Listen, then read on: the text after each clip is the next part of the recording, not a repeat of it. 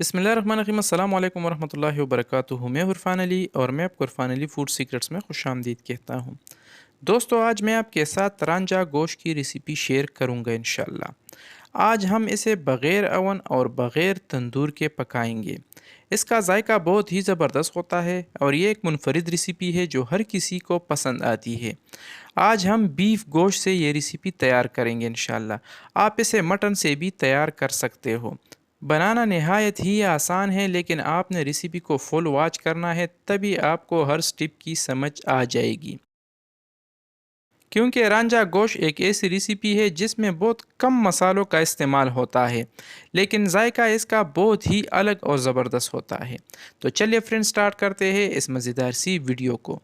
रांझा गोश्त बनाने के लिए यहाँ पर हमने बीफ गोश्त लिया है 1 किलो यानी 1 kg। हड्डियों वाला गोश्त से आज हम ये रेसिपी तैयार करेंगे। अगर आप मटन गोश्त से ये रेसिपी तैयार करना चाहते हो तो भी आप तैयार कर सकते हो। गोश्त को पहले हमने अच्छी तरह से धो लिया है 2 से 3 मरतबा, और धोने के बाद इसको हमने बड़े बड़े पीसेस में काट लिया है और इसका जो एक्स्ट्रा पानी है ये हमने इससे निकाल लिया है। अच्छा, तो अब हम इसमें सिर्फ नमक शामिल करेंगे। यहाँ पर हम आधा चम्मच नमक इसमें ऐड करेंगे।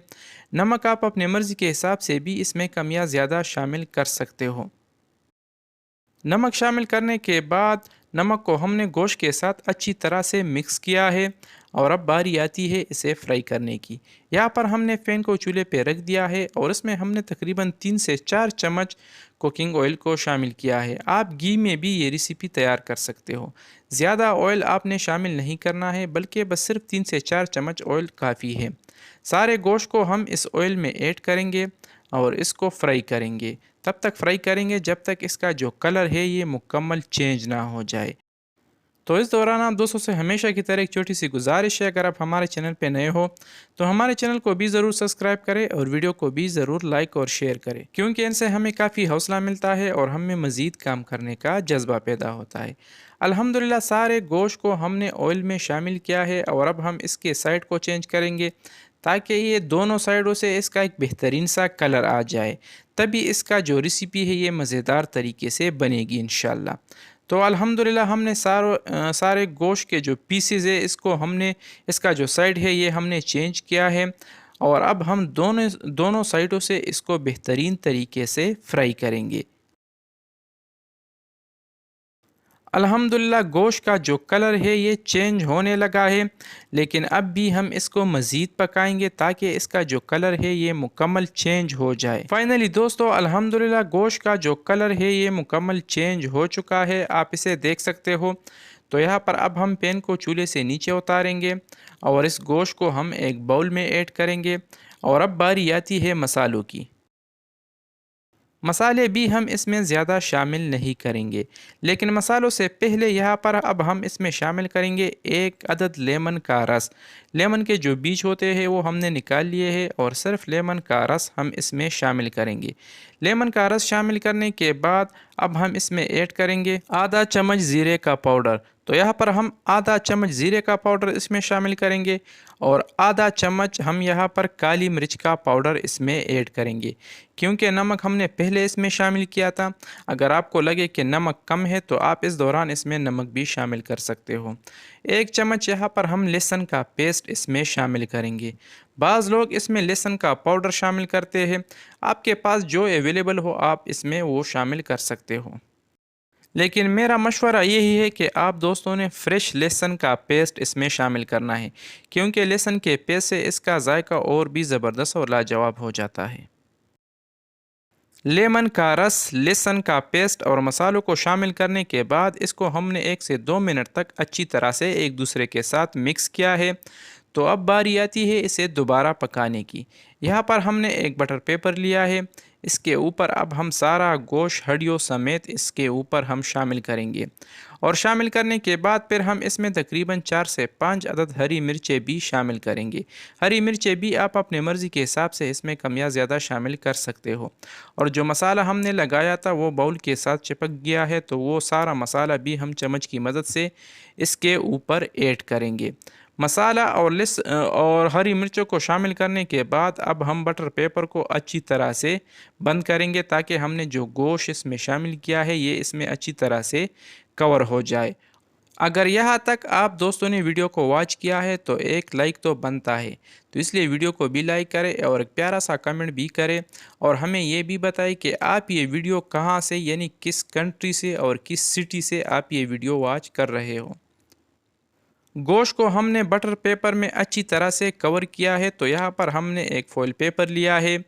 अब हम इस बटर पेपर में जो हमने गोश्त कवर किया था वो गोश्त अब हम इस फॉइल पेपर में अच्छी तरह से कवर करेंगे और हर साइड से इसको अच्छी तरह से बंद करेंगे।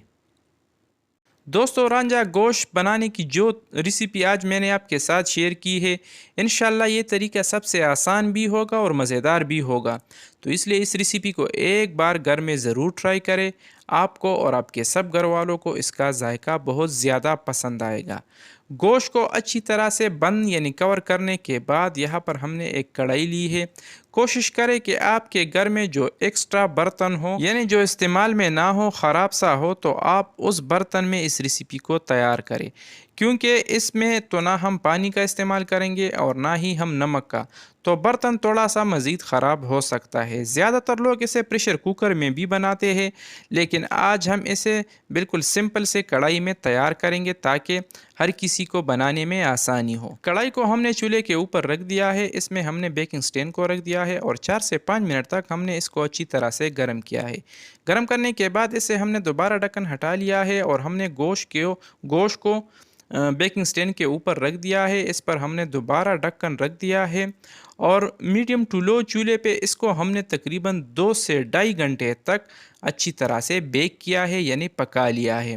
तकरीबन 2.5 घंटे के बाद इसे हमने दोबारा ढक्कन हटा लिया है और हमने जो गोश्त इस बेकिंग स्टैंड के ऊपर रख दिया था, इस गोश्त को हमने बाहर निकाल दिया है और अब हम इसको चेक करेंगे कि हमने जो गोश्त पकाने के लिए रख दिया था ये पक चुकी है या नहीं।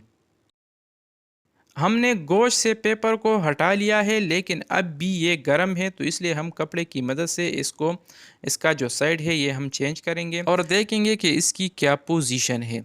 तो फाइनली दोस्तों, अल्हम्दुलिल्लाह तकरीबन 2 से ढाई घंटे मेहनत करने के बाद हमारी जो मज़ेदार रांझा गोश्त की जो रेसिपी है ये तैयार है, रेडी है। तो इसका फ़ाइनल लुक भी हम आपको दिखाएंगे कि ये कितना मज़ेदार और जूसी बना है। तो यहाँ पर एक गोश्त के एक पीस को हम उठाएंगे और चेक करेंगे कि ये नरम हो चुका है या नहीं। तो फाइनली दोस्तों, अल्हम्दुलिल्लाह हमारी रांझा गोश्त की जो पीसीज है यानी जो बोटियाँ है ये मुकम्मल नरम हो चुकी है। आप इसे देख सकते हो, आप इसके कलर से भी अंदाज़ा लगा सकते हो और इसका जायका भी बहुत ज़बरदस्त और लाजवाब होता है। तो दोस्तों, कैसी लगी हमारी आज की आसान सी, मज़ेदार सी और यूनिक रेसिपी। उम्मीद करता हूँ आप दोस्तों ने हमेशा की तरह हमारी आज की आसान सी रेसिपी काफ़ी पसंद की होगी। अगर वीडियो पसंद आई है तो वीडियो को भी लाइक करें और शेयर करें और चैनल को तो ज़रूर सब्सक्राइब करें। तो फ्रेंड, मिलते हैं नेक्स्ट वीडियो में एक नई और आसान सी रेसिपी के साथ। तब तक के लिए अपने दोस्त, अपने भाई फैमिली को दीजिए इजाज़त। जहाँ रहे खुश रहे और हमें अपनी कीमती दुआओं में ज़रूर याद रखिए। अल्लाह हाफिज़।